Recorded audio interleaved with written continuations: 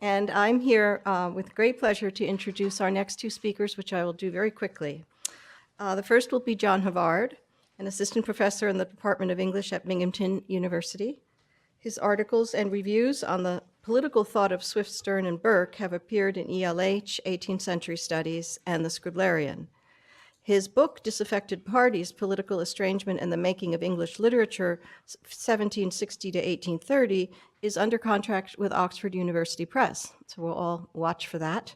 And the title of John's talk today will be Swift, Sterne, and the Origin of American Politics, or Scalia's Travels. And then our final speaker will be Helen Deutsch, professor of English and director for the Center for 17th and 18th Century Studies and the William Andrews Clark Memorial Library at UCLA. Professor Deutsch is the author of Resemblance and Disgrace, a book I think almost everyone here probably knows well, Alexander Pope and the Deformation of Culture from 1996, and Loving Dr. Johnson from 2005. And she is the co-editor of Defects, Engendering the Modern Body from 2000, and Vital Matters, 18th Century Views of Conception, Life, and Death from 2012. Professor Deutsch researches and teaches at the crossroads of 18th century studies and disability studies. Her current book is still tentatively titled The Last Amateur.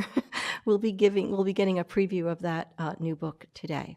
So I'm going to sit till they're both done, and it's time to field questions and let our speakers take over, first with Professor Havard.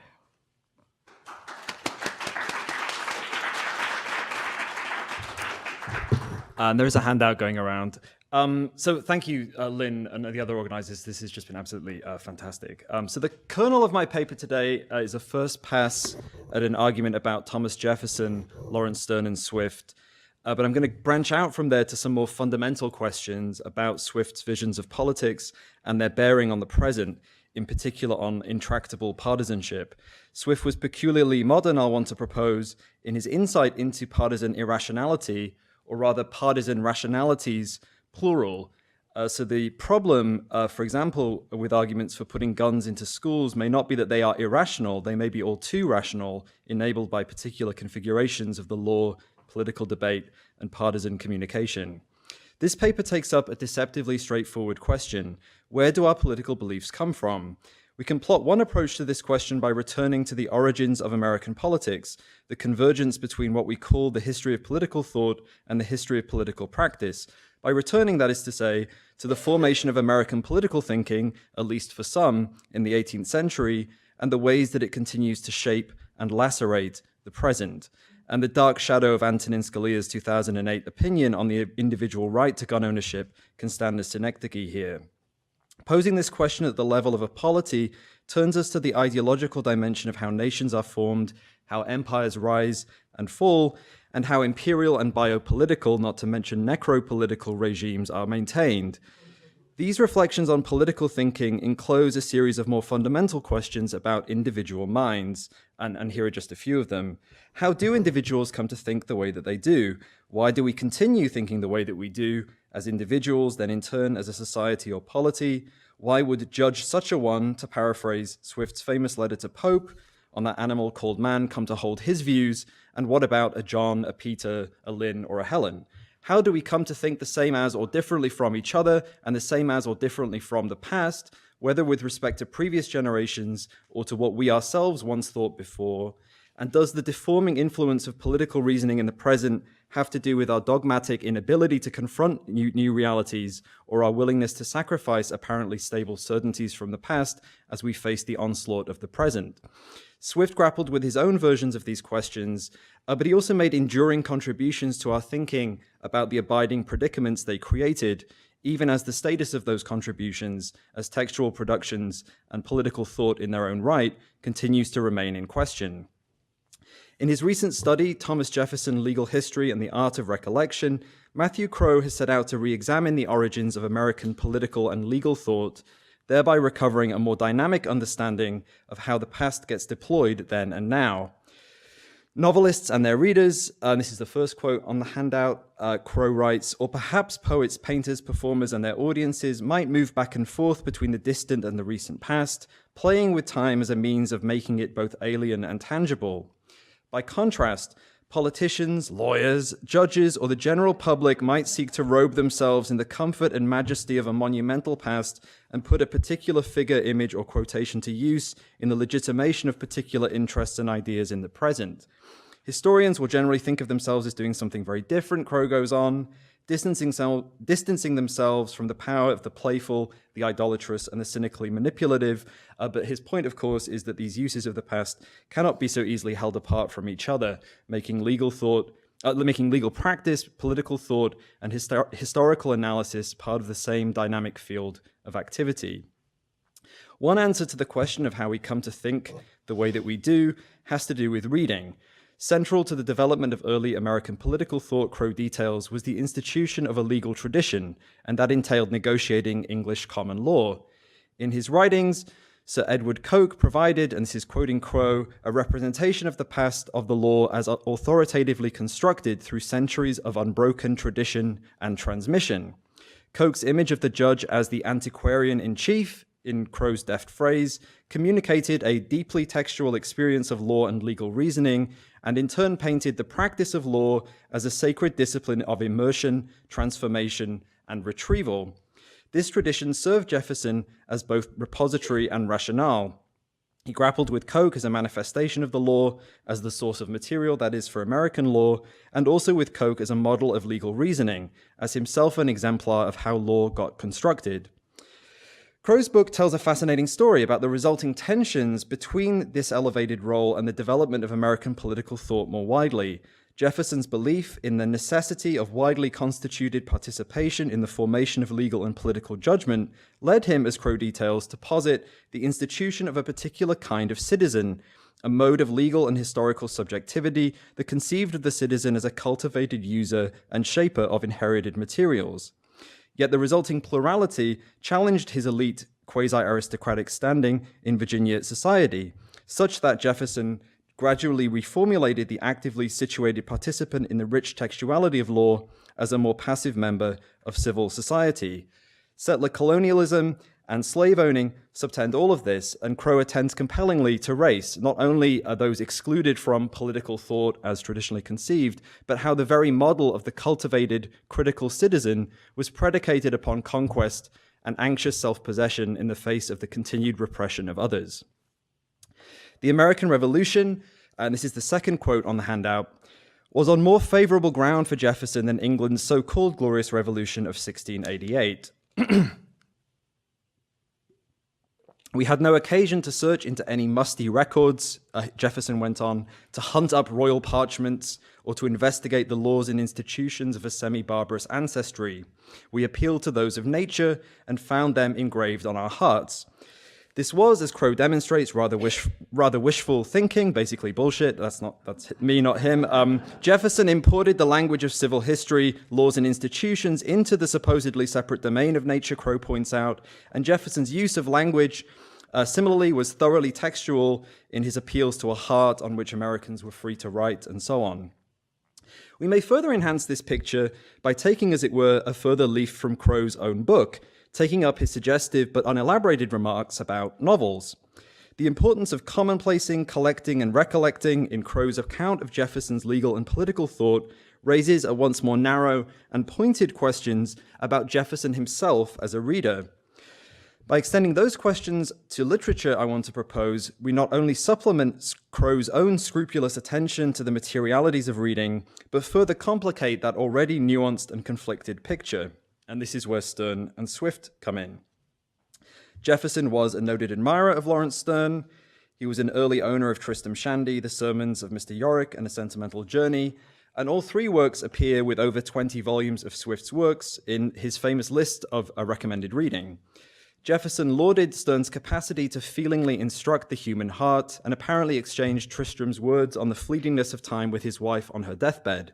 Yet Jefferson had first copied out those lines much earlier, as Andrew Bernstein and Catherine Mowbray note in his commonplace book of the early 1770s, where they comprise the only extract from English prose fiction. Burstein and Mowbray relate Jefferson's interest in Sterne to his growing consciousness of the unstoppable course of time.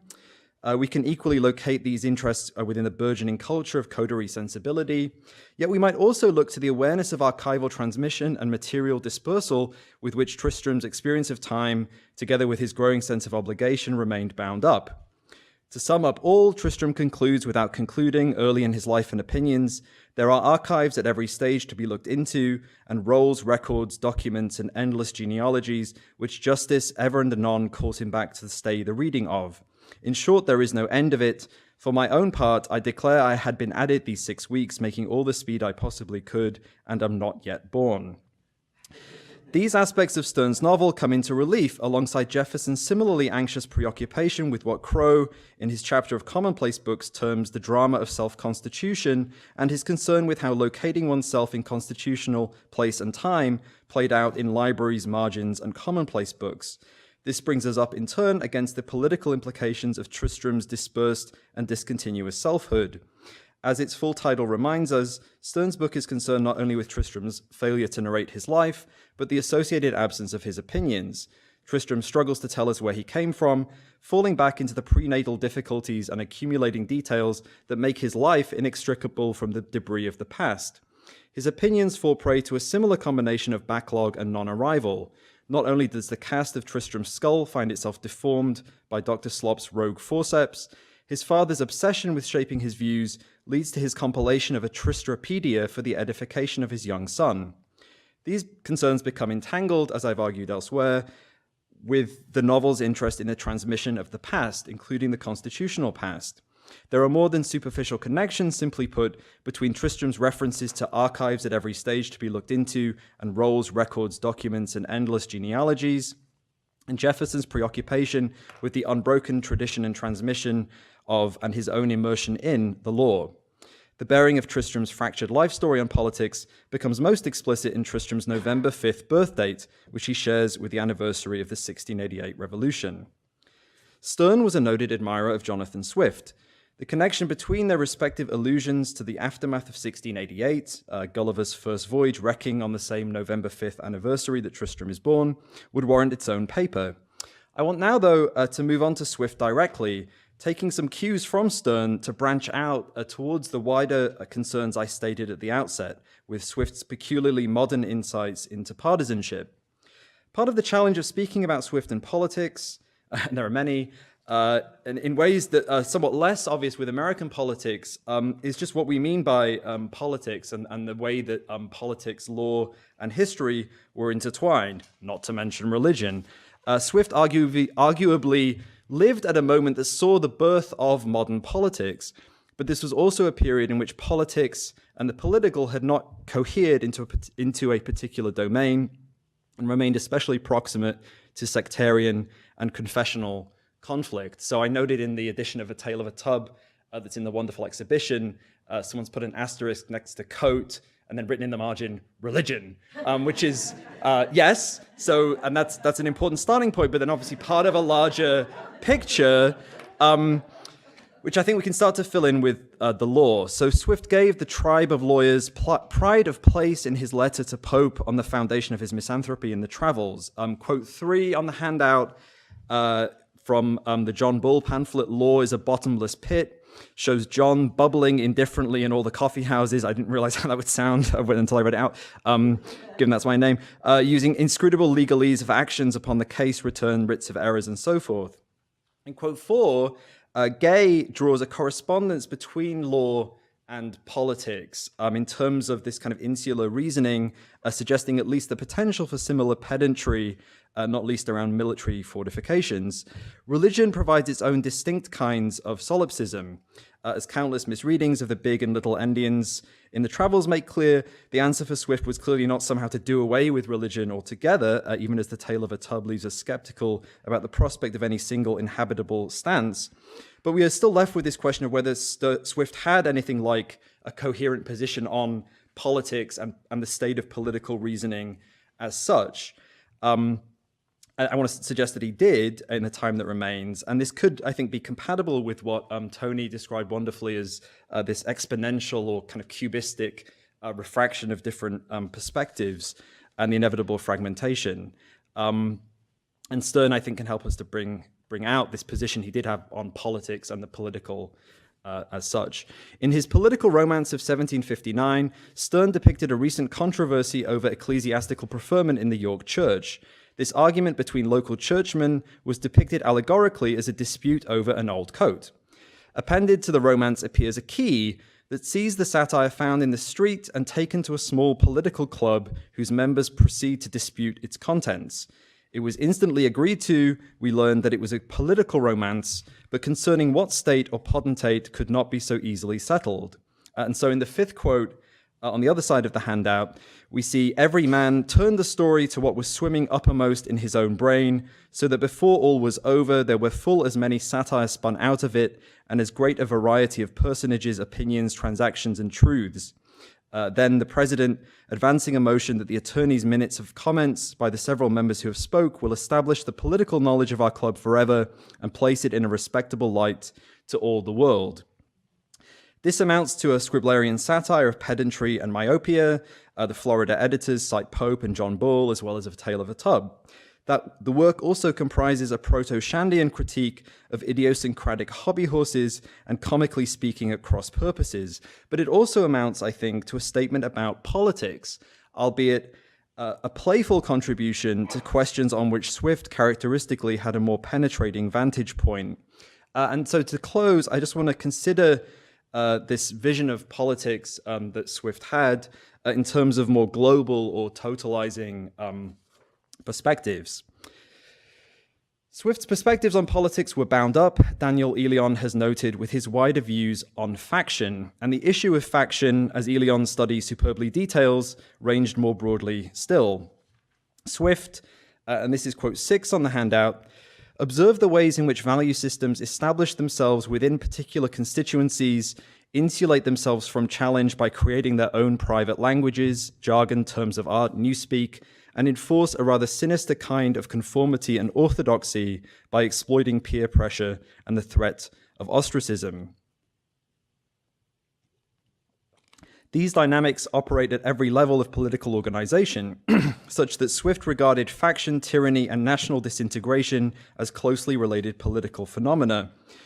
Elion relates this at once to a biblical and a political cataclysm, the typological image of his contemporaries as survivors of the Babel of 17th century civil war and revolution, whose violence we heard about from Melinda earlier, leaving a generation fragmented into parties and sects.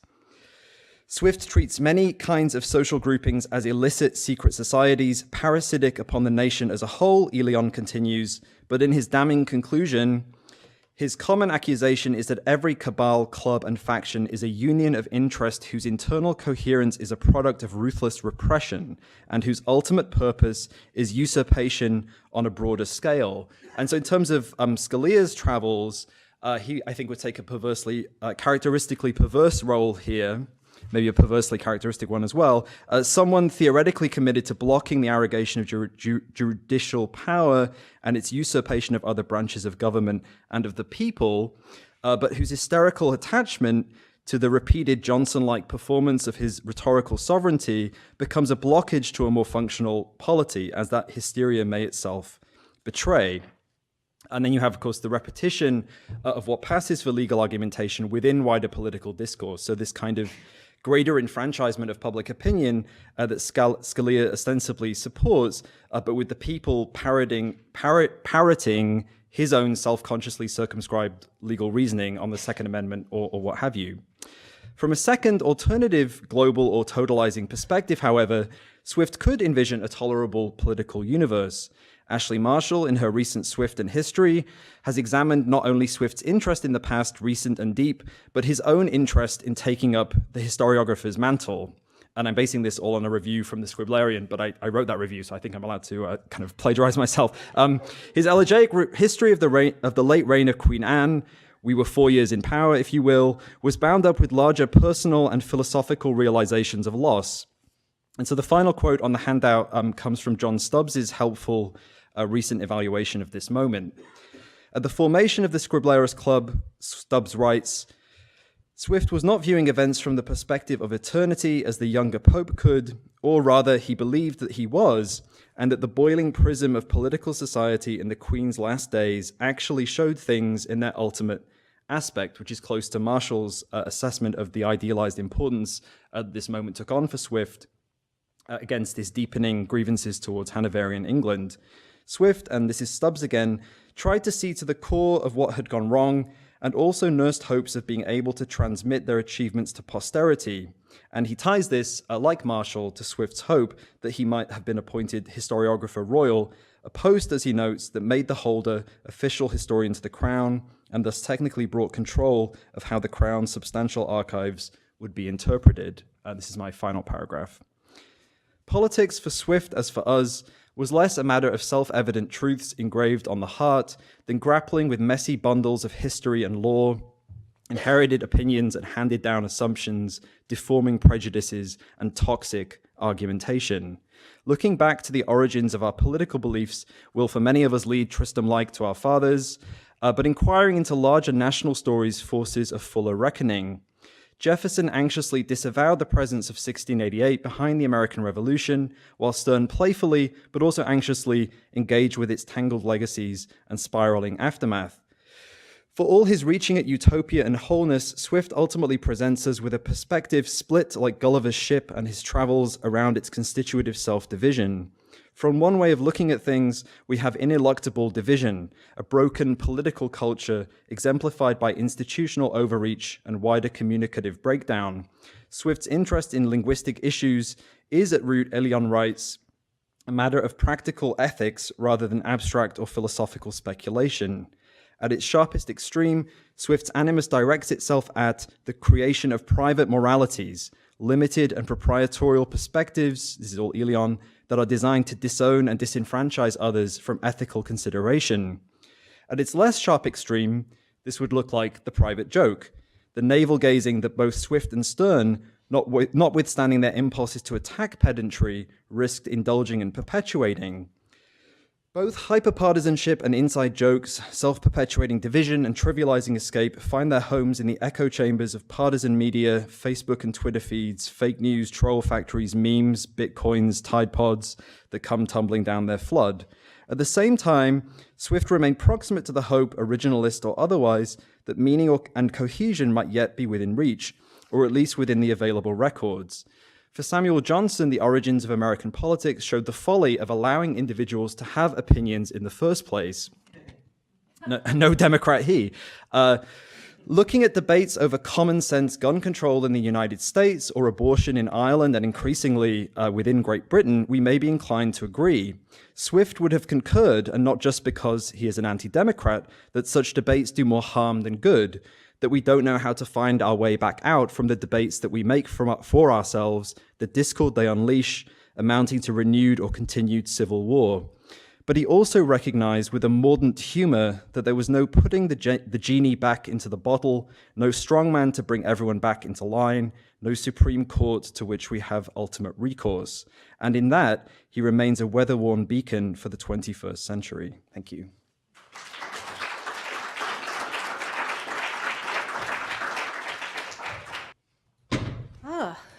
Okay. As I want to once again thank Lynn and the organizers, but I also just want to say I've organized many a conference in my day, and at the Clark we do really great conferences, but this really is the best organized conference I have ever participated in, and I just want to thank you. You thought of everything, and it has been just absolutely delightful and pleasurable from start to finish, so thank you so much.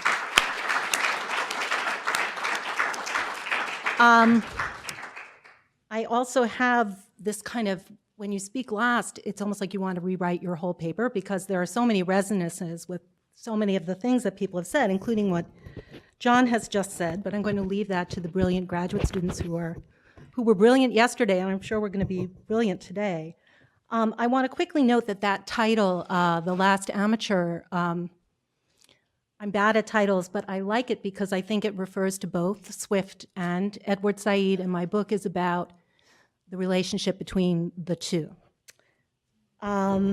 this epigraph, I'm going to begin with 3 epigraphs. And the first one is from Said's notes on his unfinished book on Swift. And I should say that I have been spending a lot of time in Said's archive, and it's a very moving experience. It's always moving to be in an archive, I feel. But when someone has died so recently and you feel their presence so strongly, the way you do on the campus of Columbia, it's especially moving. So this comes from his notes on that book. He writes, question raised, modern, I'm assuming he means, intellectuals supposedly moved by values, not by animosity. Was Swift too passionate to fit such a mold? The next is Yates's translation of Swift's Epitaph, which Said always started his course on Swift with. Swift has sailed into his rest. Savage indignation there cannot lacerate his breast. Imitate him if you dare, an important change that Yates makes. World-besotted traveler, he served human liberty. And then this is the original, which has been alluded to multiple times, but I just thought I would include it. Here is laid the body of Jonathan Swift, where savage indignation can no longer lacerate his heart. That verb, lacerate, so important. Go, traveler, and imitate, if you can, this strong defender to his utmost powers of liberty.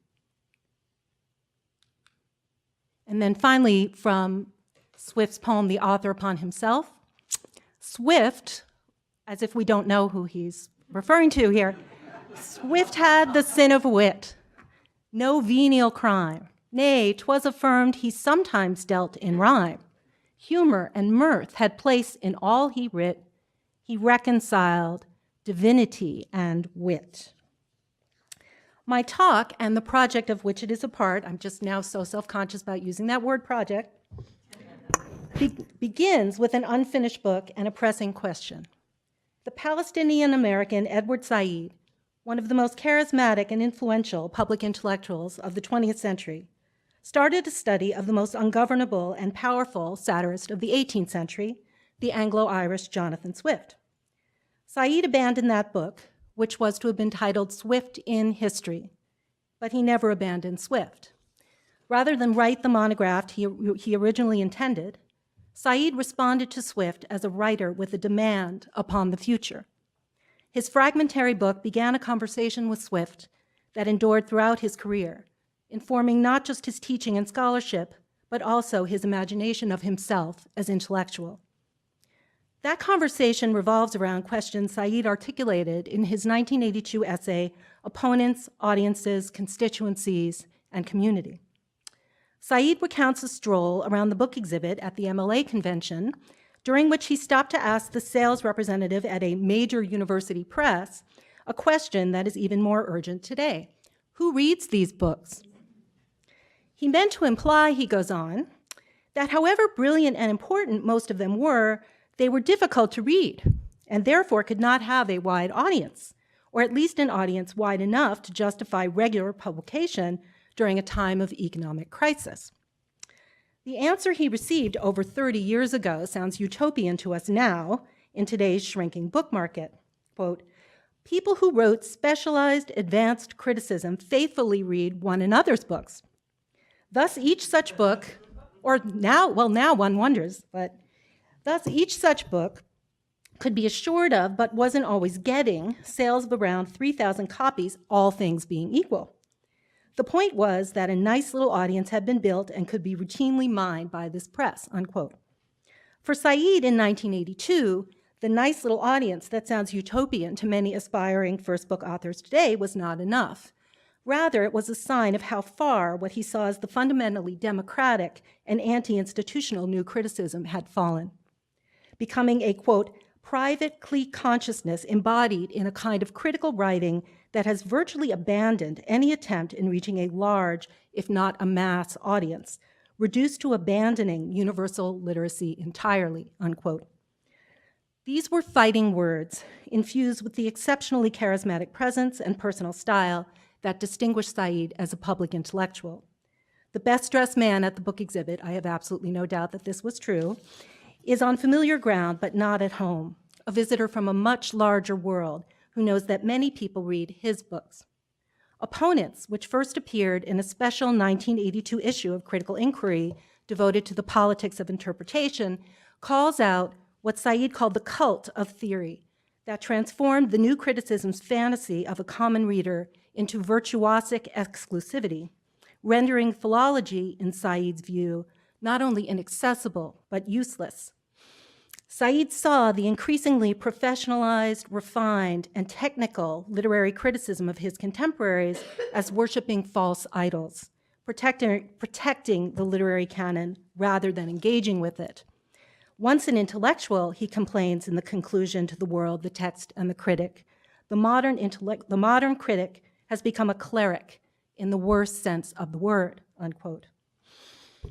Challenging what he called the essentially religious practice of professional constituencies of literary scholars speaking only to each other, for whom the opponent is someone who is not qualified to enter into the conversation, with the idea of a secular interpretive community creating truth through rhetorical struggle, for whom the opponent is someone to be persuaded.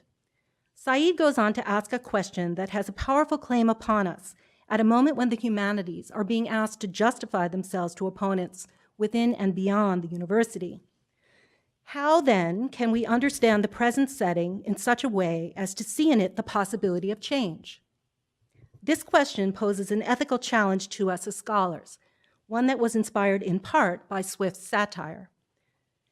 In his disdain for the professional academic's self-limitation, and he is a professional academic, I haven't forgotten that, don't worry, and his demand for critical interference, that's his word, in world affairs, Said both updates and exemplifies the list of ways by which humans struggle, in the words of the mad hack writer who narrates Tale of a Tub, to get quit of number. To Swift's triad of dissenting preacher's tub, the mountebank stage, and the hangman's platform, we must add the hack's own Grub Street garret, the MLA podium, and the professor's lectern. Opponents thus provides a powerful example of Said's own performance of and response to Swift's implacable demands, passionate excess, and legendary savage indignation. The question Said asks of Swift in his notes, was he motivated more by personal animosity than by disinterested values, applies equally to Said himself, whose criticism of the current state of the profession as a cult constructed around the celebrity of his peers would certainly have seemed disingenuous to contemporary readers. Who is more eager to get quit of number than the author, be it Said or Swift, who boasts of his own singularity? Yet animosity, we might recall, has its roots in anima or spirit. A heroic word, its earlier meanings entailed both overt hostility toward another and spiritedness, liveliness, courage, bravery. If Swift was too passionate to fit the mold of the modern intellectual, his animosity is the mark of his singular and enduring vitality. Imitate him if you dare. To imitate Swift is thus both imperative and impossible, since Swift's wit distinguished him as the most inimitable and original writer of the 18th century, in my opinion.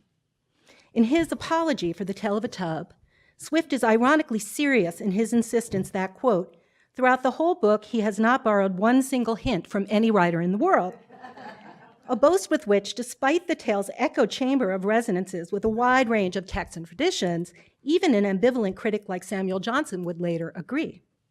This impossible yet indisputable claim to originality raises a series of interesting questions. Why does the forward-thinking Said dare to emulate a writer who was so proud of how little he took from the past he nevertheless so passionately defended? Equally paradoxically, to make Swift the model for secular criticism is to be radically inspired by a profoundly conservative author whose ironic skepticism was deployed to defend the common forms, his phrase in Tale of a Tub, that united church and state against modern projectors, dissenters, and system builders. The unruly, eccentric, vertiginous style that Swift provocatively called his sin of wit provides both model and foil for Said's secular criticism, freeing the reader from the mind-forged manacles of past dead modes in a manner that situates Said, like Swift himself, somewhere between ancients and moderns. suspended between that polite and refined exile of Aesop's allegory in Swift's Battle of the Books, the bee, and the rudely energetic and self-made figure of animus and animosity, the spider, with whom I'm obviously obsessed. While Swift's satire draws corrosive and constructive energy from a Christian brand of misanthropy that calls both author and reader to humbling account before divine judgment, Said responds with a generous and empowering apostrophe to Swift himself that looks toward the future humans make. One instance of such an apostrophe formed the germ of this book in progress when shortly after the Second Iraq War broke out, I encountered a piece of Said's from the Al-Aram Weekly circulating the internet, which made Swift come to life. Condemning American democracy traduced and betrayed, democracy celebrated, but in fact humiliated and trampled on by a tiny group of men who have simply taken charge of this republic as if it were nothing more than what? An Arab country? Said concluded with a single line that moved me profoundly. Jonathan Swift, thou shouldst be living at this hour. As if Swift were at once dead and alive, as if Said himself, with his shift to the archaic shouldst, which is of course from Wordsworth's sonnet to Milton, were channeling Swift, summoning his legendary savage indignation at the current state of affairs. Both Said and Swift are as remarkable for their iconic celebrity, for their controversial lives and political passions, as they are for their works. Both have been canonized in ways that obscure the intractable complexity of their thought. Said, monumentalized as the father of a post-colonial theory he would later come to criticize. Swift, characterized by many critics at the time of Said's initial research as a complacently English Tory satirist, his radical negativity tamed, and his ambivalent advocacy of the Irish people forgotten. Yet neither author could be contained by a monument. Swift's voluble ghost, filled with regret and longing, interrupts a seance in William Butler Yeats's 1934 play, The Words Upon the Windowpane, while Critical Inquiry's 2005 memorial volume to Said sought to, quote, trace the living filaments of Said's thought as they were woven into the presence of his voice in his writing and speaking, his public persona, and his private self. Out of this loss comes Homi Bhabha's call to his fellow contributors to, quote, write with the telephone ringing in their ears, waiting to be answered, rather than the death knell of disconnection and silence. Speak to Edward in the spirit of a conversation interrupted, a call on hold, a letter waiting for a reply, a question hanging in the air. Because he has been monumentalized as one of the founding fathers of a post-colonial theory that is often falsely associated with the present on the one hand, and reified as a dogma to be cited or rejected on the other, the Said who spent his career in conversation with Swift has become difficult for us to recognize. Said envisioned Swift, whose radical negativity complements Vico's world-making potential in his thought, as an occasional writer in perpetual motion rather than a monument.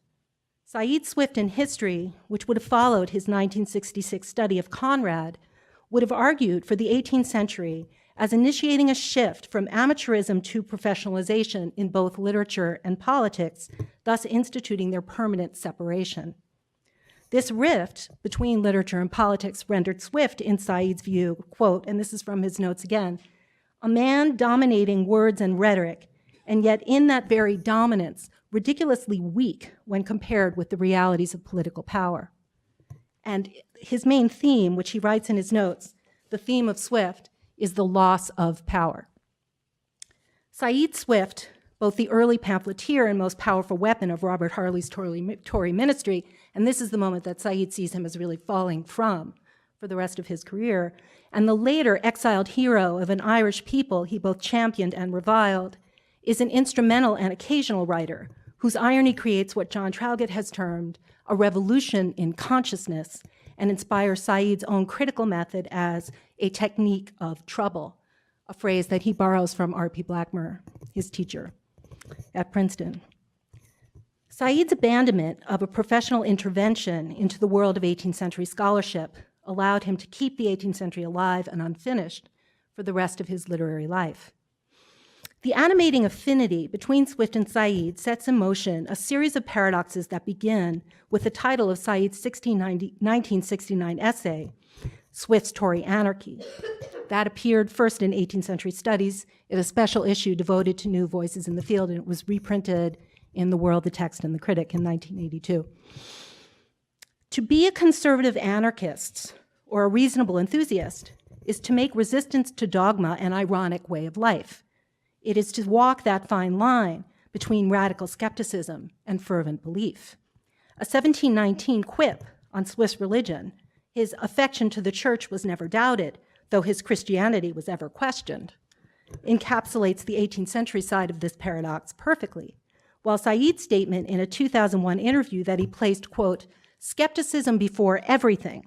The writers I like most are not sermonizers or pronouncers of undying truths, but those who puncture other people's pronouncements, like Swift, who is a great favorite of mine, completes the postmodern side of the couplet by omitting Swift's sermons altogether.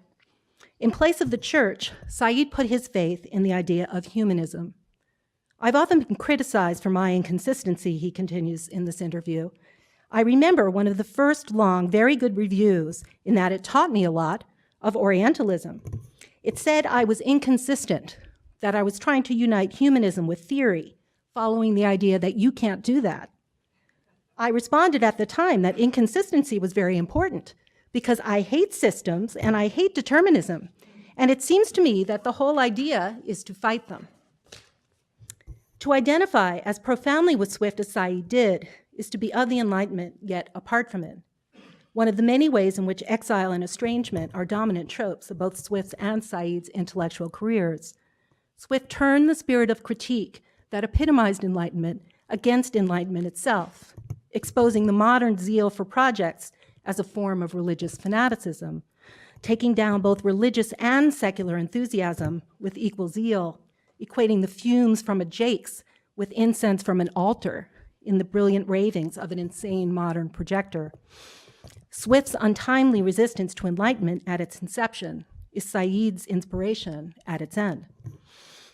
I gleaned material evidence of this affinity during the first transporting 3 days I spent with Edward Said's papers some years ago, which were in a state of as yet uncatalogued transition at the Columbia Rare Book and Manuscripts Library.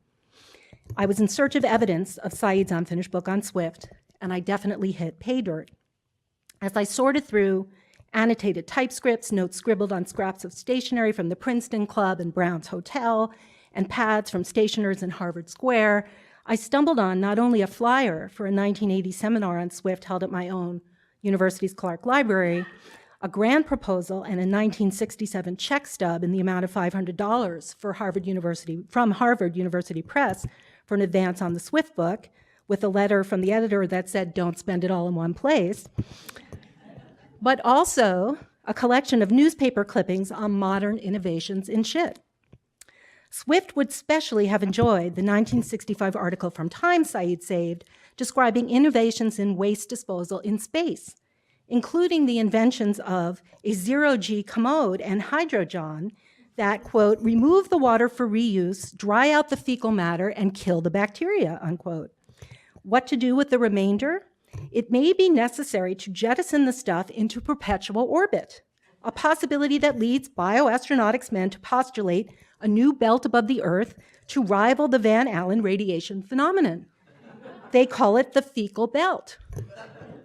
This collection of excremental experiments reminiscent of Legato as well, which I recently learned in another visit Said deployed as teaching aids to encourage students not to dismiss Swift's excremental vision as irrelevant, demonstrates Said's fundamental, pun intended, affinity with Swift, and literalizes his claim in the title of his unfinished book to anchor Swift in history.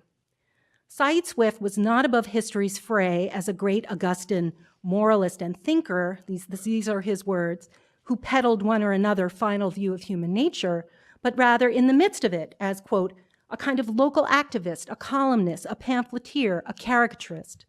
Rejecting the portrait of Swift as monumental Augustan Englishman memorialized by magisterial 18th century scholars such as Isaac Cramnick and Basil Hall, Said imagined a writer who was more akin to the Swift of his brilliant contemporary Carol Fabricant, whose distinctly dirty Irish landscape and consistently occasional oeuvre refused the transcendence of the literal by the figurative, refuting Pope's conflation in the Essay on Man of nature with art in one clear truth, thus, whatever is, isn't right.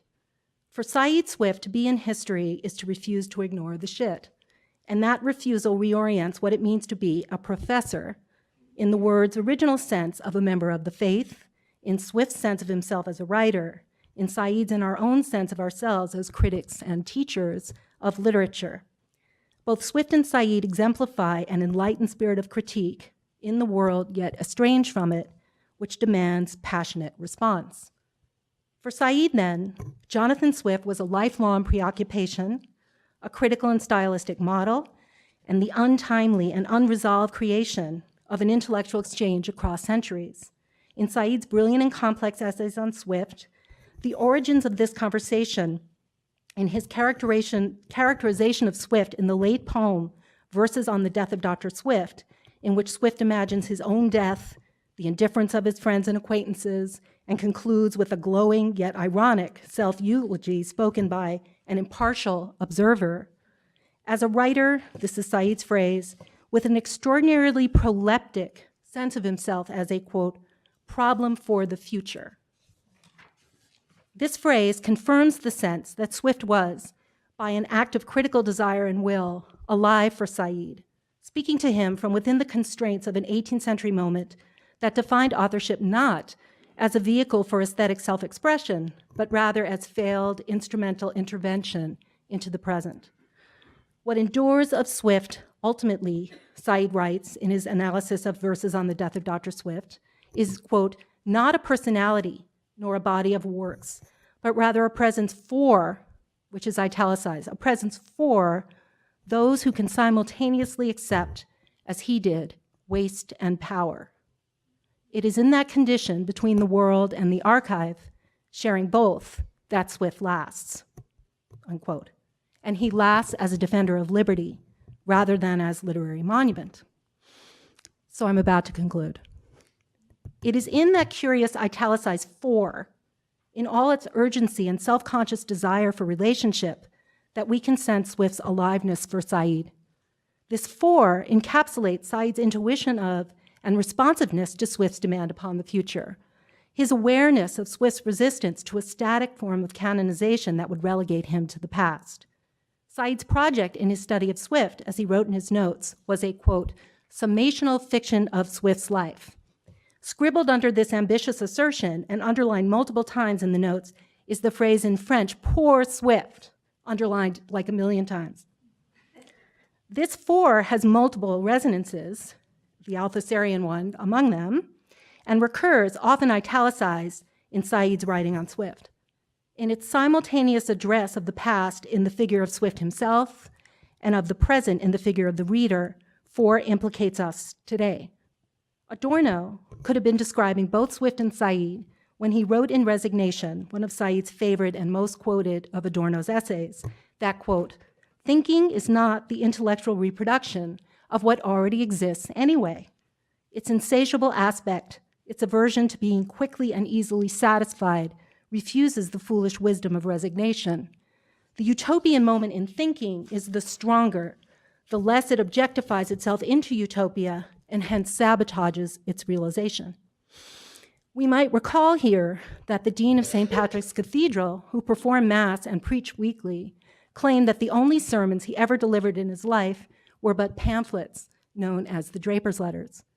These works of uniquely, for Swift, I think, positive irony, were secular sermons in which, in the guise of a humble linen salesman, Swift called into being a whole people of Ireland that would not exist during his lifetime.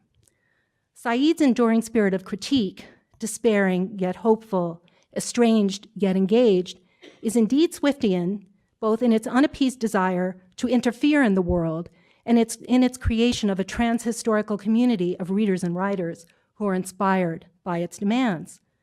While some 18th century scholars have argued that Said misreads the radical negativity of Swift's irony, I think it is more accurate to say that Said chose instead to embrace that irony's radical potential. recognizing even in what he calls the genuine disillusionment of the fourth book of Gulliver's Travels, Gulliver's, quote, recording his recognitions and discoveries, still making sense, still, even in Whinhamland, finding out where the occasion might exist for him to do something. So this is my last paragraph. How might this mode of criticism as despairing hope look in our own classrooms? I ask you in closing to imagine the young Edward Said, a Palestinian exile in America, with Swift much on his mind, posing a prompt to a group of Columbia freshman composition students in the 60s. And I think this quotation, which is very resonant for me, and I'm still trying to figure it out, puts secular criticism into practice as a kind of counterpoint. This is the prompt. He didn't distribute it as a handout, he just said this to them. Choice, Emerson or Thoreau?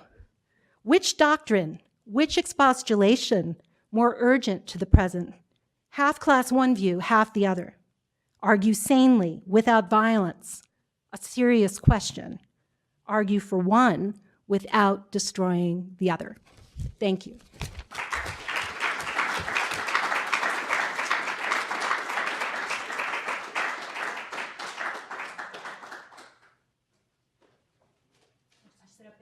Yes, if the speakers would come up, that would be great. Thank you.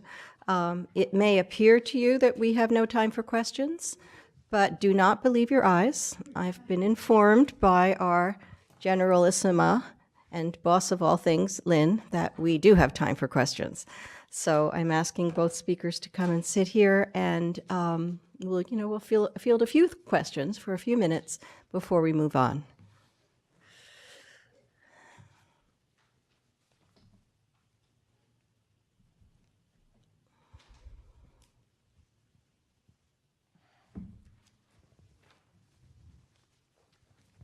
If we ever needed reminders about the relevance of Swift to our moment, the two of you have provided them, so thank you.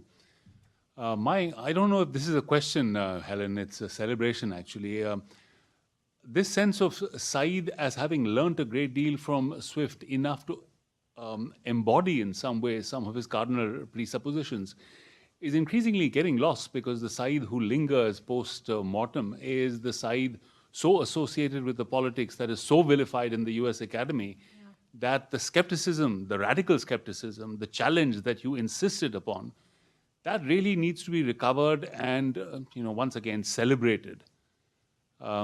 So as I said, I don't have a question. I'm just glad to have heard this kind of forthright, full-blown, elaborated defense of what a questing intellectual can stand for in our moment. That means so much to me, thank you. And I also, for me, it's very moving to also remember what a profoundly literary person Said was, and how central the literary was in his thought and in his being. And I went into this project really not knowing his work well, and I read that passage on the internet as I described, and I thought, wait a minute, this guy obviously knows Swift, understands Swift in deep, visceral way, and it has been beyond pleasurable to get to know him in the way that I have, and I'm actually very sad that I never met him. I feel like I have this communion with this person who I'll never meet, but I feel very deep affinity for, and I agree with you that he hasn't been served by the kind of ways that ideas and politics have been reified in the present moment. And his humanism in particular, I feel, has been done a huge disservice in the present moment. I think Jed Esty, you were next.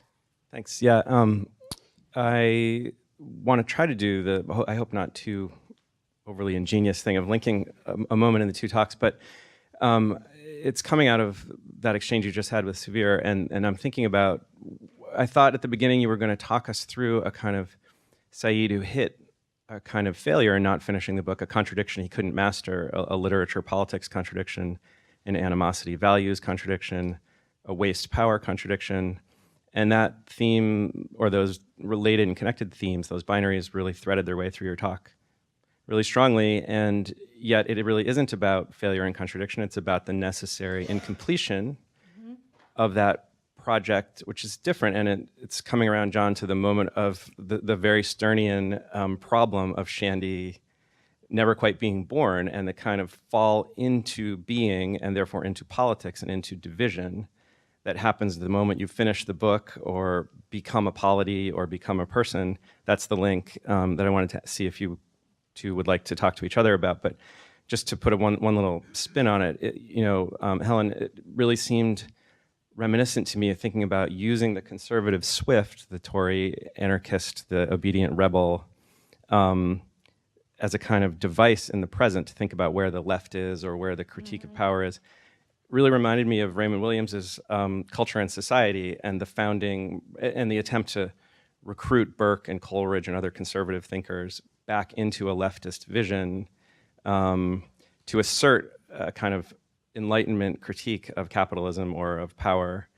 And so that's the last part of the question I wanted to ask both of you to think about or elaborate, because you already have been thinking about it, which is the reason we go back to Swift now is that he's poised at that moment in history right at the edge of Enlightenment and anti-Enlightenment, where we aren't anymore, and we've fallen into this left intellectual or liberal intellectual, whichever you are, kind of Enlightenment, like, why don't these people see the truth? Why is ideology still so powerful? And is Swift somehow, we can't get past Swift all the way back to 1700 because we have fallen into this professors, not professors, elite, not elite, liberal, not liberal divide.